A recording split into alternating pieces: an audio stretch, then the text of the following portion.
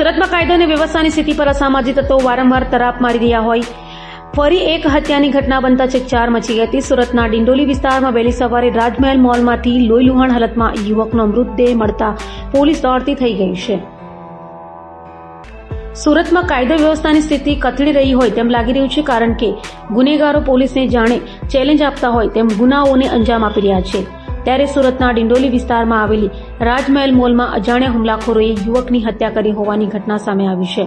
વહેલી સવારે સફાઈ કામદારે લોહીથી લથપથ હાલતમાં મૃતદેહ જોઈ પોલીસને જાણ કરતા સમગ્ર મામલો સામે આવ્યો હતો. બનાવની જાણ થતાં ડિંડોલી પોલીસનો કાફલો તાત્કાલિક ઘટના સ્થળે પહોંચી ગયો હતો અને સ્થળનું નિરીક્ષણ કરીને તપાસ શરૂ કરી છે. તો પોલીસની પ્રાથમિક તપાસમાં મૃતકની ઓળખ રાજ દુબે તરીકે થઈ હતી. રાજ દુબે ફાઇનાન્સ કંપની માટે હપ્તાની ઉઘરાણીનું કામ કરતો હતો.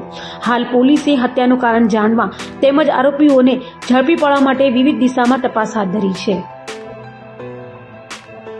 આજરોજ સવારે આશરે 7:45ની આસપાસ ડિંડોલી પોલીસ સ્ટેશનમાં એક ઇન્ફોર્મ કરવામાં આવ્યું કે ભાઈ ડિંડોલીમાં રાજમહલ મોલ છે, ત્યાં પહેલા માળે મોલમાં એક લાશ પડેલી છે. જે અનુસંધાને ડિંડોલીની સ્થાનિક પોલીસ, પીઆઈ અને તમામ સ્થાનિક પોલીસનો સ્ટાફ આવ્યો.